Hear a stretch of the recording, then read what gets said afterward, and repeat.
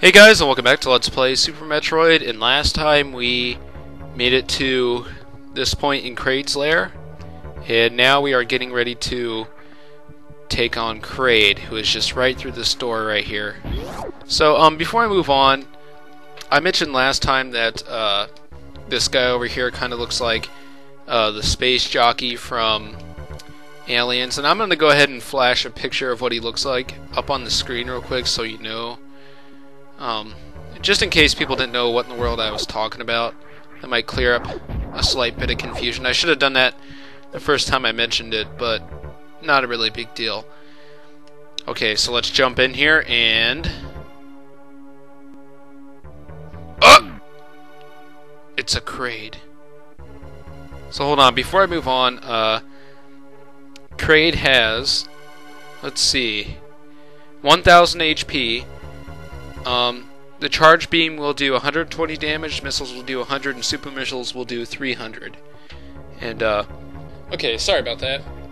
Anyway, as I was saying, it has, like, it shoots, like, claws out of its fingers, as you'll see, and those will do 10 damage. It'll shoot these, like, spikes out of its belly button, which do 10 damage, and if you touch its body, you'll take 20 damage, and there are spikes on the floor that do 16. So the reason I just did it before the battle actually starts is because I don't want to have to pause it during the battle. So anyway, oh crap, we come in, and rocks are flying up, and this is scary. So this right here is Kraid, the, I guess what you could call realistic form of it. It's not the puny little shrimp that it was in the original Metroid. Oh no, this is bad, it's bigger! Yeah, so after taking a couple hits, about 200 damage, Kraid will get up and start walking around. So as you can see, there's the finger boomerangs, which do 10 damage, and then there's the rail spikes that do 10 also, and then if you touch the body you'll take 20 damage, and the spikes on the floor will deal 16. So there are a couple ways you can actually die in this battle. So just kind of be careful, dodge the attacks, and what you need to do is jump up here and get a couple shots in on Kraid in the mouth. I recommend using super missiles because they take Kraid down in just about 3 or 4, well actually kind of less. As you can see, the more damage Kraid takes, the darker she gets. I guess Kraid is a woman. And the funny thing about Kraid is me and my cousins always called her Big Mother, because we kind of just assumed that it was a female, and you know, it's big, so this is like the biggest enemy in any video game I had seen. I was like, what is this? So yeah, good old Super Nintendo days. How I miss thee. Alright, so one more super missile will kill Kraid. Bam, dead, for the win. Okay. Kraid sinks into the ground, never to be seen again in any Metroid game except for remakes. And we can get the power-ups or the refills. And we come in this door, and every boss is basically going to have an item. Well, basically every Guardian's going to have an item that they give you. It's not always just going to be bosses, but usually the Guardians give you really awesome items that you need to move on with. So, or that you need to move on. Like, you can't have the item, you can't move on unless you have the item. Jeez. Alright, anyway. So there we go, we got the Varia suit, which is something that's been in the past 2 Metroid games. So in addition to damage reduction, as is what it did in the past 2 Metroids, the Varia suit actually lets you go into superheated areas, and you'll be able to see what those are.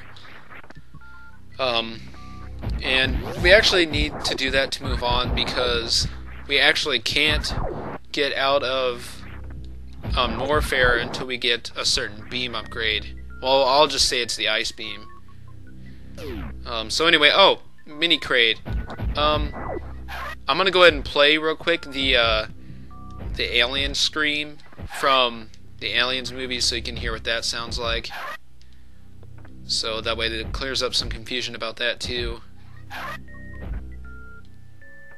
Okay, so let's kill Kraid, mini Kraid, and then we'll get out of here. So anyways, I was saying we need to get the Ice Beam to get out of Norfair, but in order to get the Ice Beam, we have to have the Varia suit to travel through Norfair's superheated regions, and there are a lot of those. So that's why we needed to get this Varia suit. And I like looking at games as, you know, what you need to actually progress. So, I mean, instead of just saying, okay, I know that I need to get this item, I think, you know, why do I need to get this item exactly? And the reason we need the Varia suit is so we can get to where the Ice Beam is, and then in turn get to where the Grapple Beam is. Oh crap, I just spoiled something, but we need to get a certain item that will let us go to the next area with the Guardian. Oh god, why did I pause it? We got B tomes here, I hate these guys. You know, the only way you can actually get them off of you is lay bombs or just shoot a super missile, because the super missile is the only way to destroy them without a bomb when they're on you. So in this room that we can only get into after we destroy Kraid, there is an energy tank, which is good. So now all we have to do is get out of Kraid's hideout, which is just right up here. Kraid's hideout is actually very small. There must have been some resource reduction for the space pirates, so they had to like put Kraid in this cramped little area. I would have liked to see Kraid's hideout as its own little big area like it was in the original Metroid, because Kraid's hideout was actually one of the biggest areas in that game. I'm pretty sure it was bigger than Norfair. I'm pretty sure it was bigger than Brinstar, but not bigger than Norfair or Ridley's hideout.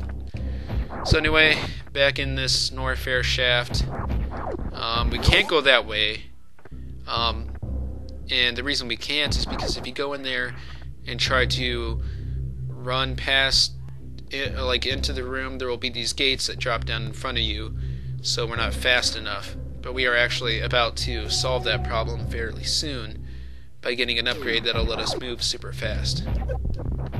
So, oh, what do we got? Oh, that's a new guy. That's a Kega. And I know that's in the original Metroid. I think you see him in Norfair as well. But pretty interesting enemies. They make like this weird noise. It's like a bwomp kind of noise or something like that when you shoot them. Pretty cool. And you see a couple enemies that make that noise, but not a lot of them. Most enemies make noises. But okay, now we got a Gerudo, which is also an enemy that was in the original Metroid. I just don't remember where, really. So, we got these Novas, or Sovas, whichever you decide to call them. I'm just going to call them Novas for the sake of simplicity. Okay, and there is an expansion in this room, and it's kind of hidden. What you have to do is roll in here into this lava, lay a bomb, and there's your missile. And you're actually not supposed to get that until you get the next and final suit upgrade. So, but we won't be getting that until way later in the game, so I guess the small amount of HP that you lose from that is worth getting that missile early, instead of having to backtrack here. But we will eventually backtrack here once we have basically every item, so I guess it's not really that bad. So anyway, now we have Squeets, these guys right here. You can actually kill these guys with super missiles.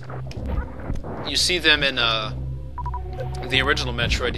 You can actually kill them with normal missiles, and they only take like one.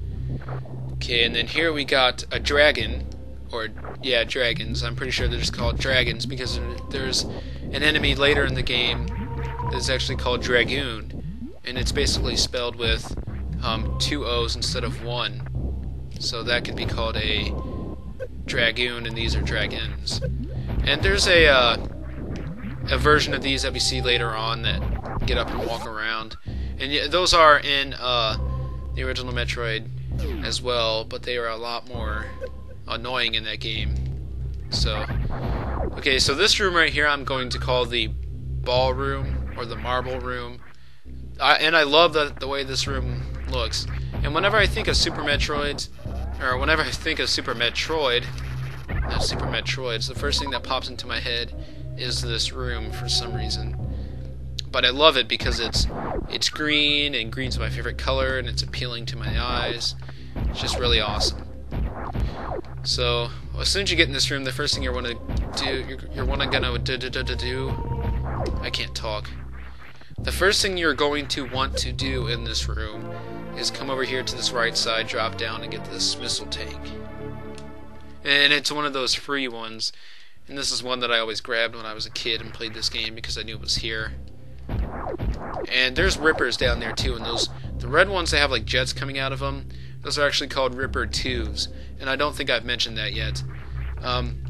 We saw those Rippers before, but I just called them normal Rippers, but they're actually called Ripper 2s for some reason. I guess that's because they're like the upgraded version of them. Okay, so in these little series of tunnels, there's Novas, and so they're pretty annoying to get past sometimes because you have to wait for them to get up to you so you can kill them. But alright, and there's a little shortcut that we'll be able to get through to bypass those tunnels later on, but we have to have a power-up that we'll get later. Okay, we can't go through that door on the left, so we'll just have to go this way. So not a big deal. Alright, if we go in this room right here, we find a creature called a gamete. Or a gamete. Hold on. Alright, sorry about that, but these things right here are called gametes, and I said that, and I was comparing them to gabbets, and then I was interrupted. But these guys you can use for like a refill. They infinitely spawn, and they come in like these groups, and if you can shoot them before they spread, you get a really nice way to refill your stuff. And those were actually in the original Metroid, but they came out of pipes, and they didn't come out as groups. So, alright, then we got a multi-viola or something like that.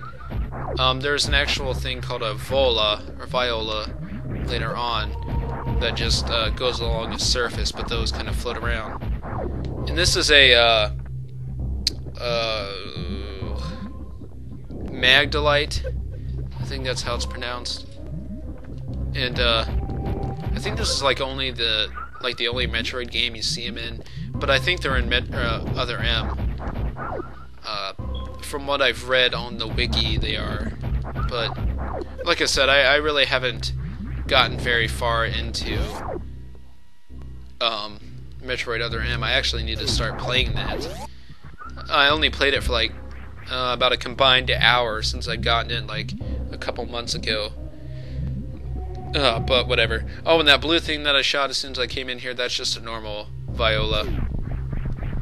So, there you go.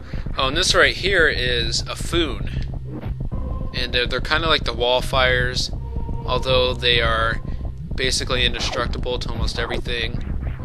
And be careful, because in this room, the lava is rising, and you'll probably be in some deep crap if it gets to you. Alright, and here we have what's called a tripper. And it's like basically a platform kind of ripper that doesn't hurt you when you touch it. So it's kind of good. And you see these throughout the game, and they're pretty useful platforms. And some of these will actually sink when you jump on them. You don't see those ones very often, but they're in some pretty inconvenient places. Okay, so here we have the excuse me, Alcoons. And these are the walking forms of dragoons, or dragons. So, that's good. Alright, so let's go ahead and go in this room right here. And in here we'll find a big room that leads to the wave beam. And that is an item that we see in both of the previous Metroid games, so nothing really spoiling there by telling you that. Basically, you don't get any new beams in this game, which is pretty unfortunate. So, yeah, like the spazers in Metroid 2, the ice beams in Metroid 2, you get the plasma beam in this game, the wave beam. Yeah, so basically you don't get any new beams in this game, except for one, which is more of a power-up than a beam. Alright, so let's go ahead and get this missile tank. I don't know why I was just standing there.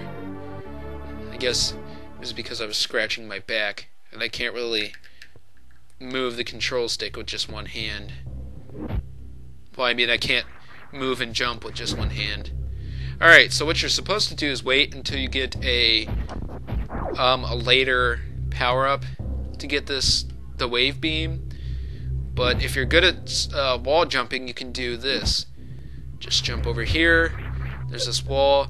Jump about right there. Do a wall jump and you get over here. And this is a neat little trick that lets you get the wave beam early in the game. And when you do that, it'll basically power up your beam a lot.